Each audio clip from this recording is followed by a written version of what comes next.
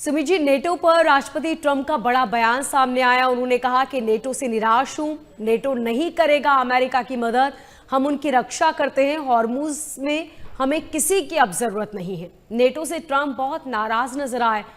क्या ईरान ने ट्रंप को फंसा दिया है? देखिए, ये नेटो की कहानी बहुत लंबी है और ये कहानी करीब तब से शुरू होती जब से ट्रंप दफ्तर में आए हैं कि ट्रंप का मानना है कि हम जो नेटो पे पैसे लगा रहे हैं, हम जो इनको प्रोटेक्शन दे रहे हैं, जो हमने 25,000 सिपाही यहाँ, 50,000 सिपाही वहाँ, यहाँ वहाँ लगा रखे, वेस्ट ऑफ टाइम है। जब जरूरत पड़ेगी ये लोग हमारी मदद के लिए नहीं आएंगे। अगर आप ट्रंप का प्रेस कॉन्फ्रेंस देखेंगे, बिल्कुल क्लियरली उन्होंने कहा था कह रहा, पर मुझे इस चीज को प्रूव करने की जरूरत थी, मुझे इसको अमेरिका और दुनिया को प्रूव करने की जरूरत थी।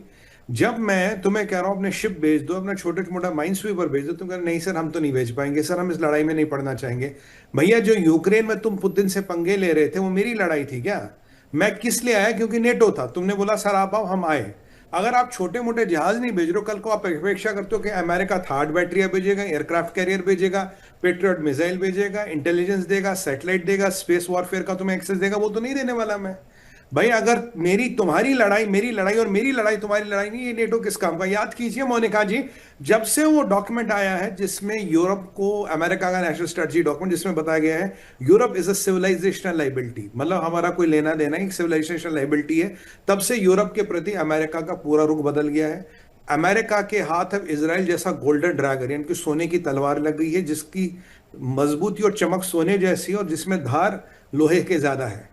इस तलवार के बाद वैसे भी उन्हें इन सब की बहुत ज्यादा जरूरत पड़ने वाली नहीं, क्योंकि ये लड़ना नहीं चाहती, ये लड़ने की क्षमता ही नहीं रखते आज के डेट में। ट्रंप का सीधा सा प्लान मैं आपको बताऊं जो समझ आ रहा मुझे जो होने वाला है। जी। और देखिए, ट्रंप के 5,000 मरीन कमांडोज आ रहे हैं। ट्रंप खर्ग आइलैंड पे कब्जा करेंगे आज कल परसों जैसे भी, क्योंकि स्ट्रेट ऑफ हॉर्मुज की जो चोंच ऐसी है उसके आसपास पूरी बमबारी हो रही है। इसराइल की, अमेरिका की कई सौ ठिकानों पे बमबारी हो गई है। खर्ग आइलैंड पे जितनी भी मिलिट्री व्यवस्था थी ईरान की वो खत्म हो गई है और इनका नेक्स्ट अटैक होगा खर्ग आइलैंड पे कब्जा करना। कोस्ट जो है, बंदराबास का कोस्ट, इस पे पूरे जो भी आईआरजीसी बेसिस मलेशिया है उनके सब पौधों को निपटाना और अल्टीमेटली राष्ट्र जो अल्टीमेटली रिफाइनरियां है और ये कोस्ट और खर्ग आइलैंड के द्वीप पे कब्जा करना और अल्टीमेटली एक अपनी सरकार, वहां एक फर्जी सी सरकार बैठाना जो अमेरिका की गुलामी करेगी, जो अमेरिका करेगी वो करेगा। ये अमेरिका का प्लान है और जब तक ये नहीं करेगा तब तक अमेरिका का मिशन पूरा नहीं होगा। हाँ, स्ट्रेट ऑफ हॉर्मुज की लड़ाई लंबी होने वाली है, हफ्तों क्या महीनों भी चल सकती है। तो अगर किसी को लग रहा है कि ये युद्ध बहुत जल्दी खत्म होने वाला, नहीं जी, ये हफ्तों महीनों का युद्ध है। देखिए, खर्ग आइलैंड पे आप कब्जा कर लोगे, पर अगर आप स्ट्रेट ऑफ हॉर्मुज पे कब्जा करना चाहते हो, इस समस्या का परमानेंट समाधान करना चाहते हो, बहुत बड़ी बात है। क्यों? अब आप पूछेंगे सुमित भाई ऐसा क्यों? देखिए, जॉन बोल्टन यूजुअली ट्रंप के अगेंस्ट बोलते हैं। जॉन बोल्टन का एक स्टेटमेंट आया, जॉन बोल्टन कह रहा है 2018 में हमने ईरान के संबंधित विकल्प देखे थे, तब वो नेशनल सिक्योरिटी एडवाइजर थे ट्रंप के। कह रहे तब भी ट्रंप को पता था जैसे हम ईरान हारेगा ये हॉर्मुज को बंद करने की कोशिश करेगा और हॉर्मुज को बंद करने के लिए उसको हमें खोलना पड़ेगा कि कोई हमारी सहायता के लिए नहीं आने वाला। बिल्कुल यही अब हुआ। अमेरिका ने तैयारी की है, अमेरिका ने अपनी व्यवस्थाएं बिठाई, नेटो को मौका दिया, दुनिया को मौका दिया। दुनिया में से जापान जैसी कंट्री जिसका 95% एनर्जी वहां से आती है, चाइना की 60% आती है, कोरिया की 40% आती है, ये भी आने को तैयार नहीं है। कह रहा साहब हम तो नहीं आएंगे। अमेरिका का तो 1% एनर्जी भी नहीं आता स्ट्रेट ऑफ हॉर्मुज से। अब जब ट्रंप इसे खोलेगा, जब अमेरिका इसे खोलेगी, तो इसका अमेरिका का वर्चस्व हो जाएगा। देखिए, दुनिया को बुलाया, आप नहीं आए, आपकी एनर्जी आ रही थी, आप तब भी नहीं आए। भारत में दमखम था, भारत ने अपनी नेवी भेजी और जहाजों को निकाला। हमारे अब भी 22 एक जहाज फंसे पड़े और जयशंकर साहब का आप लेटेस्ट स्टेटमेंट देखेंगे, उन्होंने कहा भाई कोई गारंटी नहीं कि ये जहाज निकले, क्योंकि जो व्यवस्था है ना मोनिका जी, वो चरमरा गई है।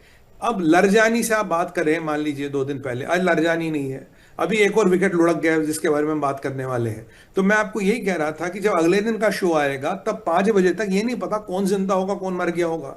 अभी वहां ईरान में डिप्लोमेसी की कोई व्यवस्था नहीं, युद्ध में डिप्लोमेसी नहीं चलती, युद्ध में मिलिट्री चलती है।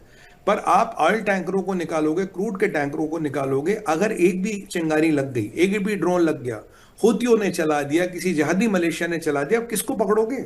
अरे जिससे आप बात करो 24 घंटे बाद उसकी जिंदगी की गारंटी है क्या? वो होगा ही नहीं। तो ऐसी परिस्थिति में ये डिप्लोमेसी तब होती है जब नॉर्मल सिचुएशन हो, पीस टाइम हो। अभी युद्ध के टाइम में डिप्लोमेसी के पास बहुत ज्यादा प्रावधान नहीं होती। डिप्लोमेसी आपकी गारंटी नहीं दे सकती। डिप्लोमेसी गारंटी देती तो हम अपने नेवल शिप्स को टैंकरों के साथ क्यों लगाते? अब बाकी 22 शिप क्यों अटके पड़े इतने घंटों से? 3 दिन हो गए, 4 दिन हो गए, हम क्यों नहीं निकाल पा रहे? क्योंकि हमारी मिलिट्री का असेसमेंट है कि भाई जो परिस्थिति है वो ठीक नहीं है, परिस्थिति अनुकूल नहीं है, इसीलिए हम केयरफुली चल रहे हैं।